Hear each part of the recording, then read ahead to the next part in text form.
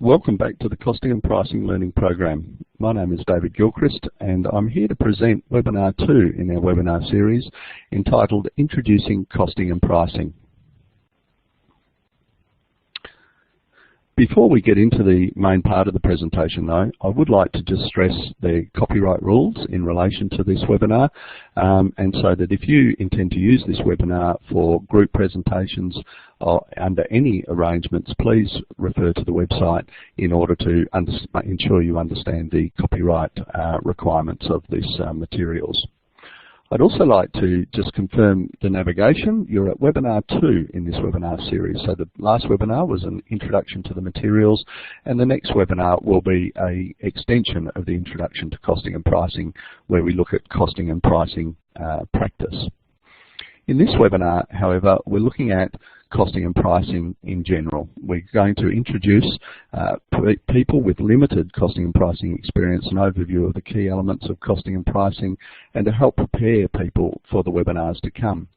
Even if you have experience of costing and pricing, you're an accountant or someone that's worked in the sector before looking at the financial sustainability of your organisation, we think it's still worthwhile you looking at these introductory webinars to ensure that you understand the basics of costing and pricing before you move on to the more substantial material.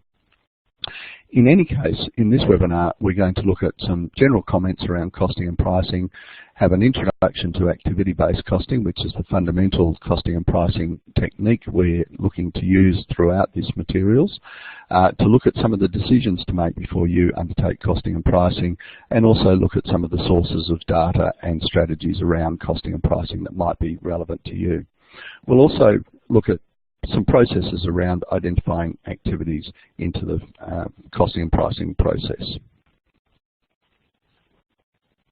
So let's get on to the first element, which is some general ideas on costing and pricing.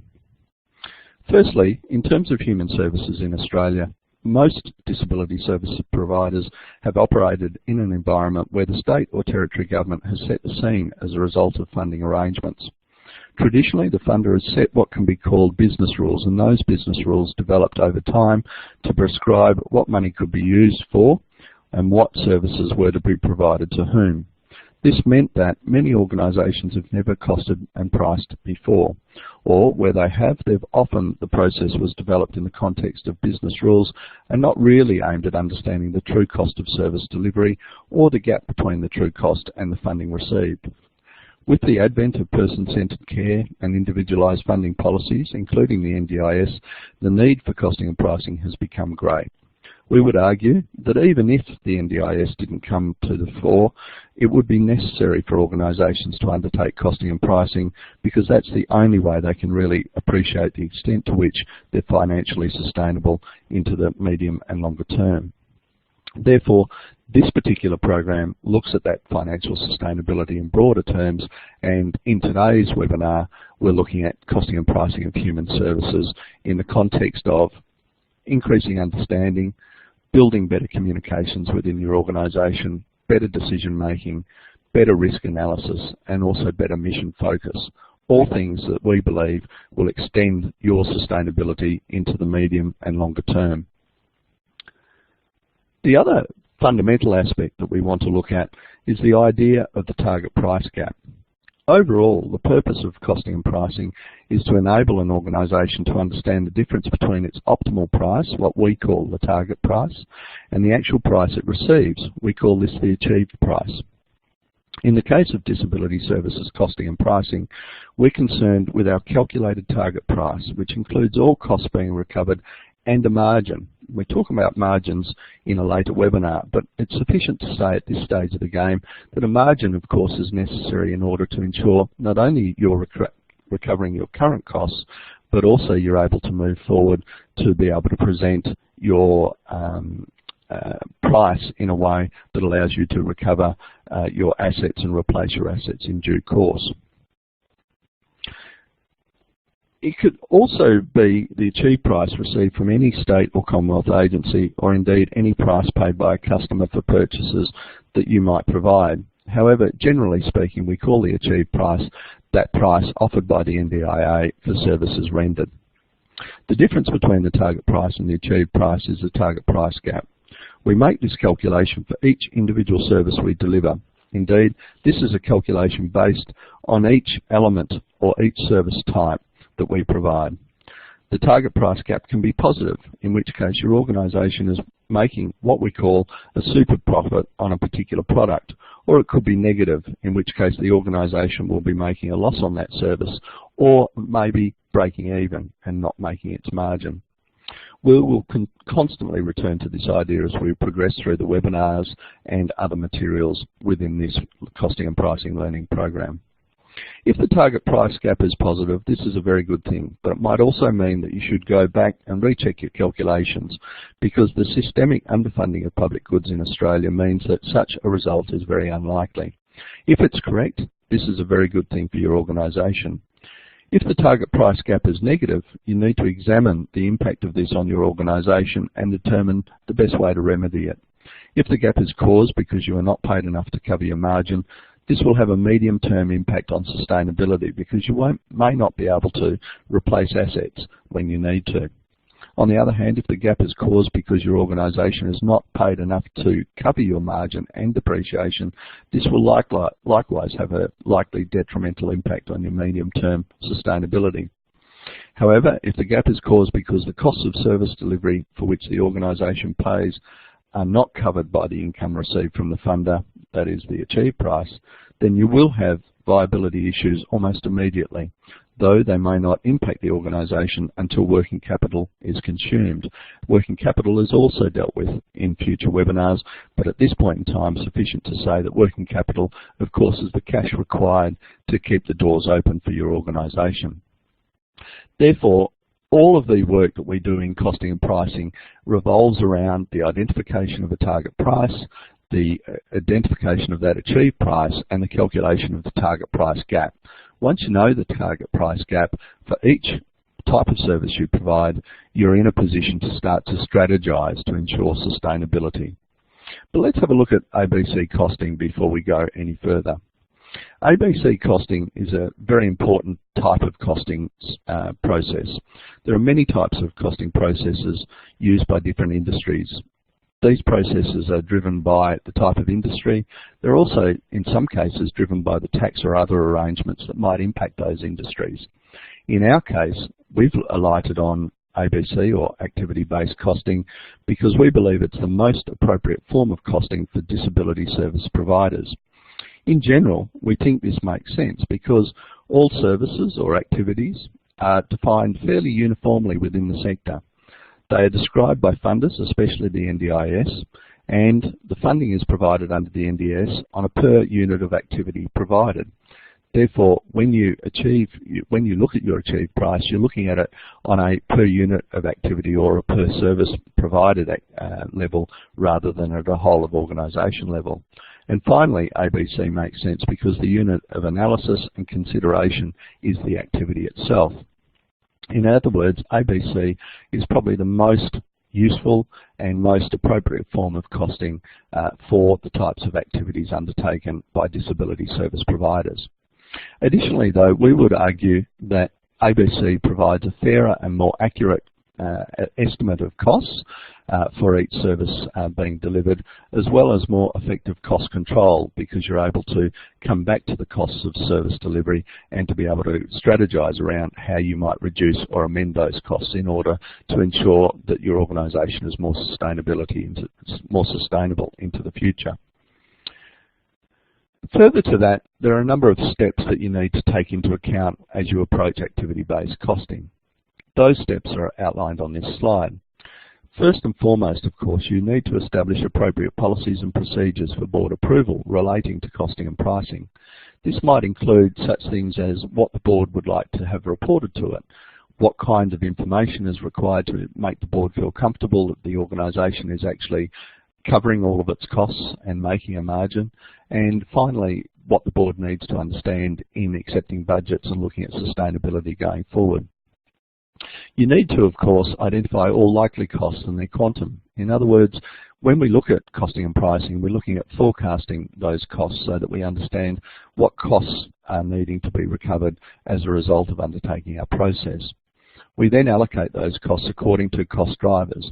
I'll come back to cost drivers and overheads shortly. However, for the moment, we need to allocate those costs according to cost drivers for overheads and directly for variable costs. We need to establish a cost per service delivery unit and establish a price per service delivery unit. That is, we need to establish how much it costs to deliver each iteration of service and what we're actually receiving for each iteration of service in order to be able to make that target price gap calculation.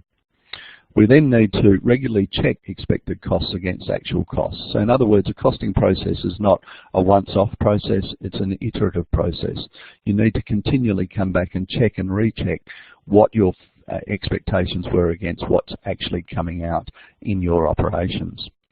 Finally, you need to report to the board regarding the ongoing outcomes for costing and also develop any required mitigations. That is, when you can see that costs aren't being recovered or where there is a threat to your sustainability, then you need to strategize to be able to respond to that within a timely fashion.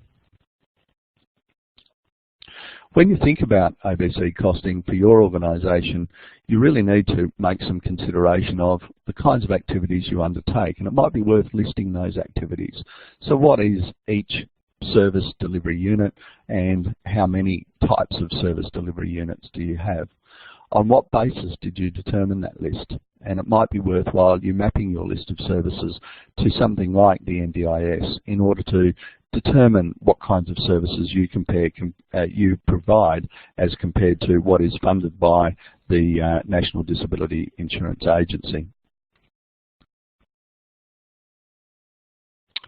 Let's have a look at some of the fundamentals of costing then. So we've already determined that ABC costing is the best form of costing for disability service providers. In terms of the nature of costing though, it's important to understand a few fundamental concepts. Firstly, costing is forward-looking in nature. That is, that when we talk about costing and pricing, we're actually trying to forecast three fundamental things. The first thing is what number of activities we're going to provide in the coming period, what the cost of providing each of those activities will be, and what the timing of that provision of activity will be. So our ABC costing, or our costing and pricing exercise, will only be as accurate and as good as the forecasts we make. We need to predict the likely costs, and we need to do that in order to, of course, price our products, to be able to provide quotes for services, to assess the viability of a projected service, and also as a comparison against our actual outcomes. When embarking on a costing and pricing exercise, we also want to be as accurate as possible for obvious reasons. However, accuracy comes at a cost, and so we need to also consider what we call the cost-benefit rule, or the cost-benefit consideration. In order to be as accurate as we can be, we will incur accounting and other costs in arriving at the cost of service delivery. We need to ensure that we are arriving at a cost of service delivery that is accurate to our needs, but not overdone. In other words, that we haven't invested too much in being too accurate in terms of the cost benefit associated with this particular process. The cost of ABC is, of course, borne by an organisation in terms of time and money, and that cost needs to be outweighed by the value of the information developed. That is an extremely important consideration for CFOs, CEOs and others who are making decisions about costing and pricing in their organisation. Let's now turn to a few important definitions. I said earlier in this webinar that I would actually think about and talk about some of the definitions that are important to costing and pricing. And these definitions, of course, will be uniform and will help you to navigate future costing and pricing webinars and seminars, as well as the other materials. One of the things that would be well worth all participants doing is going back and having a look at the National Costing and Pricing Framework for Disability Services. That framework basically looks at the fundamentals of ABC, including the provision of a glossary of terms, which allows you to go through and look at the definitions that we use in this costing and pricing learning program to help us navigate the process of costing and pricing.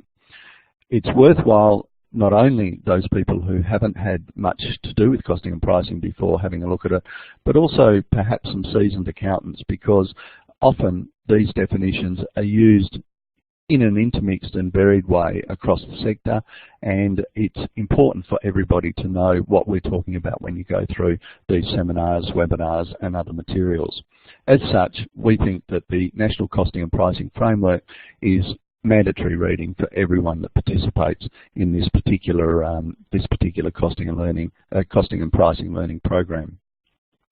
I don't want to go through all of the definitions because there are a lot of definitions. However, we will look at just a couple of definitions to give people a taste of the key aspects of costing and pricing, and also to help with the next phase of discussion in this webinar. As you can see, we've defined cost drivers, direct overhead costs, and the idea of allocation on this slide. Cost driver is a really important aspect of costing and pricing because it is against the cost driver, a unit of measurement of resource usage, that we look at costing and pricing, that we sheet home all of the costs and we look at the price of a particular product. Usually then a cost driver is a particular product, and it is the number of those products delivered that drives the total costs of an organisation. Direct overhead costs are also fairly important because we need to be able to split those costs that are associated with overheads and those costs that are incurred directly in terms of service provision. This is important for two reasons. Firstly, we need to understand what costs are incurred directly as a result of providing a service, so that we can make decisions about whether we continue to provide that service. But we also need to understand that overhead costs are always borne as well. The more services you provide, the less of an overhead cost that's allocated to each individual service, and then perhaps the more likely your price will be sustainable against your target price in terms of the funding provided. Allocation is also an important word, and it's a word that comes up time and again in this costing and pricing learning program. Allocation relates to how we apportion costs over activities in accordance with cost drivers. So how we apportion things like overhead costs, and how we also might allocate those variable costs that I talked about before. Some additional phrases or words that are important to understand include on-costs, which are all of those costs that are incurred of undertaking activities and are most usually understood in the context of payroll. So payroll includes on-costs such as things like superannuation, fringe benefits tax, and also other taxes and charges that might be accrued as a result of employing staff.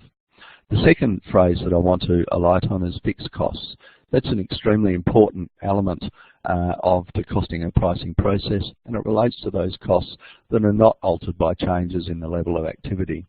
Most organisations would have some sense of their fixed costs, and traditionally they would consider things like head office overheads, CEO and other administrative staff costs as being part of the fixed costs or overheads of the organisation.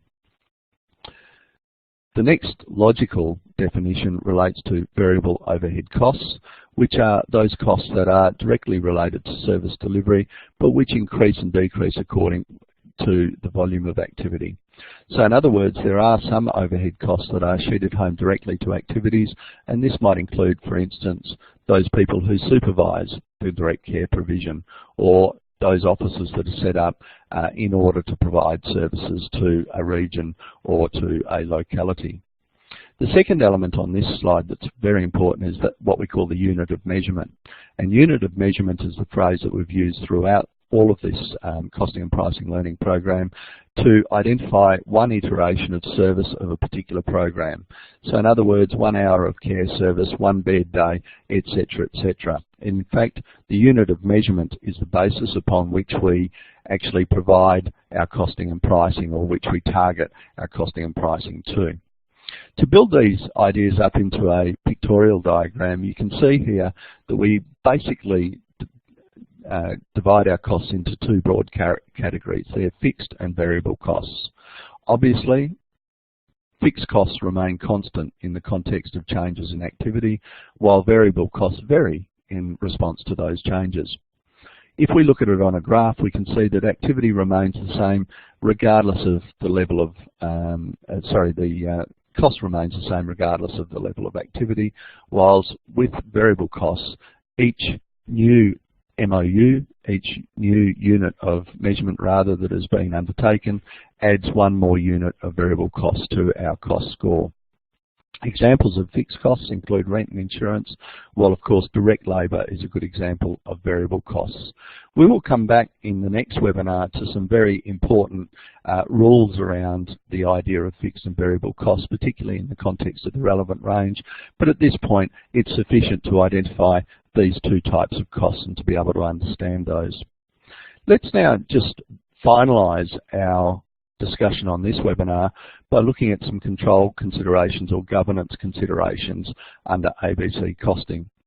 First and foremost, of course, the board has a significant role in ABC costing, as it does in all aspects of an organisation's operations. Ultimately, the board, of course, is responsible for everything that occurs within the organisation and for everything that the organisation does. Therefore, the board is a great source of reasonableness checking for those estimates of costs and activity that form the basis of ABC costing. The board should also do things like set the parameters and policies related to costing, and particularly to set some of the policies around what kinds of decisions the board should make strategically and what kinds of decisions the CFO or CEO should be delegated to make in that context. And finally, of course, the board should receive reports providing the actual cost recovery versus planned or targeted cost recovery. This might mean that the board needs to have a look at things like your actual activity levels for each type of activity against your expected activity levels, and also have a look at the timing of those activities, because of course you need to make sure that all of those activities are undertaken within a time frame that allows you to recover the costs incurred in delivering those activities. Finally, financial control is also a major input from an ABC perspective, and it affects the governance arrangements as well. Financial control really means that there needs to be a regular review of the margin being achieved against that targeted, a regular review of the effects of under recovery. So you might have, for instance, one or two products, one or two services that you provide that don't recover their costs, but that's taken into consideration in terms of over recovery or more recovery in other areas. So one of the things about costing and pricing is it allows you, if you like, to make an intellectual decision about funding a particular program and not receiving full recovery of costs, as opposed to just letting that go through the keeper and not really understanding the sustainability issues for each of your organisational activities. Finally, a regular review of likely future increases is also necessary. As I mentioned in my prefatory remarks, it's very important to continually come back to the expected costs, the expected activity levels and the expected timing, and to review those expected outcomes against your actual outcomes, and to be able to develop mitigations where those outcomes are not satisfactory from a financial sustainability perspective. We'll talk more about that in the next webinar, but it's very important at this stage of the game to understand that the governance and control considerations mean that there need to be probably a change in the reporting processes, the reporting timings, and also the contents of financial and activity reports to boards and others. The next webinar then, in just wrapping up this webinar too, we'll look at more substantially at costing and pricing, look at more substantial elements of ABC, where information comes from and how that information is dealt with under the costing and pricing regime. I think at the end of the day, we will look at costing and pricing in the next webinar much more substantially and much more specifically on the cost and informational aspects of what we were doing. In the meantime, thank you very much once again for attending this webinar, and look forward to talking to you again in webinar 3.